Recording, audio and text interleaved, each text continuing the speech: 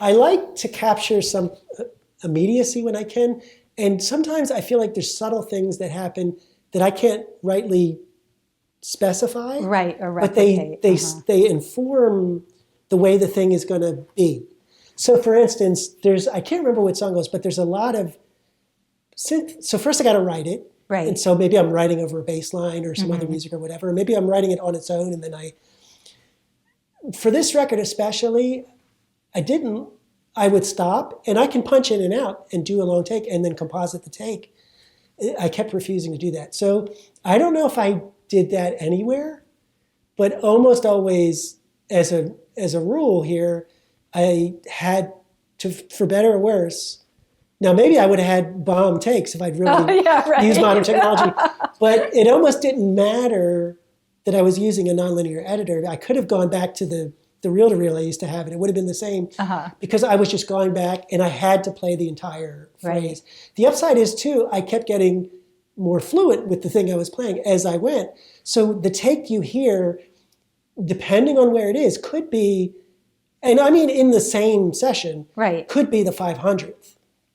Okay. Not exaggerating. So there were definitely mornings, I was working from midnight to roughly mid-morning because I needed peace, and it's a loud area where we live, so that was the compromise.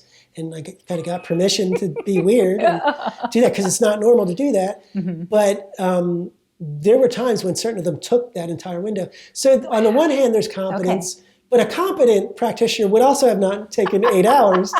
But you know what, I'm fine with that. And I actually still have relatively good, if there were to be any live performance, I would pick what I would be playing and then there would be other musicians. But I'm not afraid of playing these things on stage. I would practice to the degree that, I would need to be proficient on stage. And then if it was super complicated, I would get the right person to, like Trent Reznor is not going to play, I forget who the touring drummer was with him. I was watching him play some of these parts that were never intended to be playing. Holy shit, this guy is insane. I wish to God I knew his name because he deserves credit and people should look this up. But just look up Nine Inch Nails drummer. And these were things that were written, never intended. That somebody would be there, exactly, in the flesh. Beautiful. And it is the track, but also there's just that little bit of organic, he's ahead of the beat, he's behind the beat. It's just a little, and it brings that little extra something. But yes, I admit to a certain measure of competence just because I've been working at it a long time. Sometimes the lack of competence, such as it is, serves me really well. And then sometimes what passes for competence is grinding really, really hard.